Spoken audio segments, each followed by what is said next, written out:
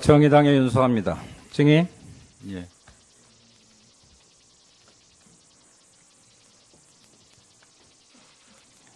기억이 잘 안 날 수 있어요. 잘 모를 수도 있어요. 그런데 여기는 증인이 그동안 법조계에 쭉 있었듯이 재판하는 곳이 아니에요. 국민이 바라보면서 이런 참담한 대한민국이 왜 되었는가 하면서 지켜보고 있는 국정조사 회의장이에요. 그렇죠? 예. 그런 자세로 임해 주시길 바라면서 예. 말씀드릴게요. 기억이 잘 안 날 수도 있으니까 제가 먼저 상황 설명, 정황이라고 있으니까 현대그룹과 우병우 증인 최순실의 이야기를 한번 해보겠습니다. 먼저 황두현 씨 잘 아시죠? 예. 황두현은 현대그룹 직책은 없는데 현정은 회장이 있는 현대그룹의 비자금 관리 비선 실세입니다. 차은택과 같은 광고계에 있고요. 장시호와는 아주 가까운 관계입니다. 황두현의 아들이 같은 승마를 하면서 장시호에 조언까지 해주는 그런 관계인데요.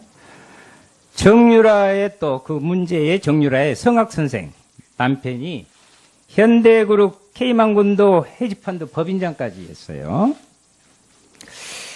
그리고 현정은 그리고 증인의 장모님이시죠. 김장자 여사님과 같은 모임을 있고 그다음에 최순실과와 인연이 있습니다. 그리고 황두현은 비자금 형성 분식회계 혐의로 고발당한 8건 중 1건 100억 넘는 횡령건이에요. 특가법이죠. 이 부분으로 지금 근데 어이없게도 징역 3년에 집행유예 4년 선고받았습니다.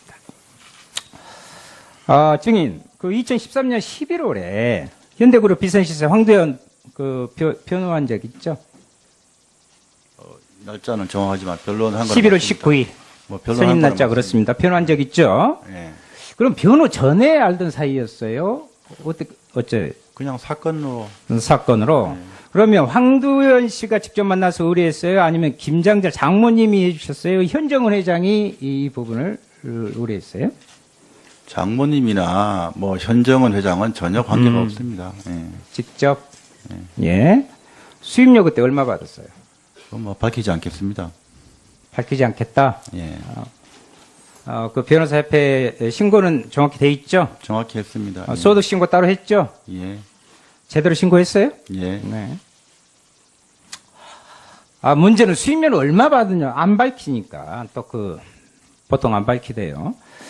2013년 3월에 해당 고발건이 접수가 되고 2014년 7월에 최종 선고까지 이르게 황두현 사장이 측에 의하면 무려 8건 중에 1건만 해당됐지만 100억 원의 변호료를 지불했다는 제보가 있고 이미 언론에 나와 있습니다. 이것이 사실이라면 우병우 증인도 상당히 높은 금액을 한 50억 받으셨는가요? 그렇지 않습니다. 한 10억? 아니, 이제 가늠을 좀 해보게요.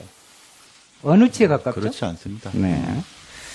100억 변호 비용이라면 결국 그 법무법인 그 김현장 발언 여기는 이제 자문만 했고 세종은 노조를 오히려 집중적으로 공격하는 법인이었죠. 그러면 남은 것은 법인 광장 아시죠? 광장은 그리고 네. 우병우 법률사무소 이 두 곳이 남은단 말이에요. 네.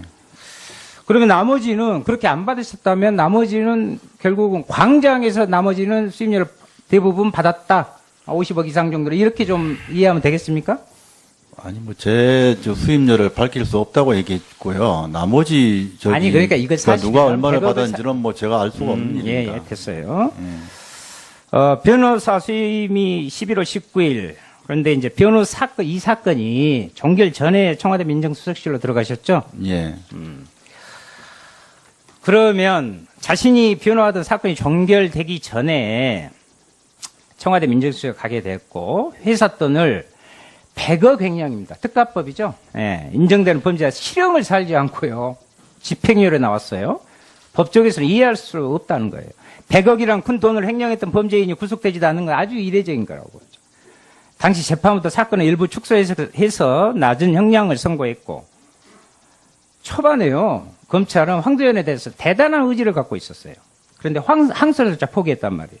이걸 법률인으로서 이게 어쩝니까? 상식적으로 이해가 갑니까? 어느 부분, 판결 부분 말씀하십니까? 네네, 마지막.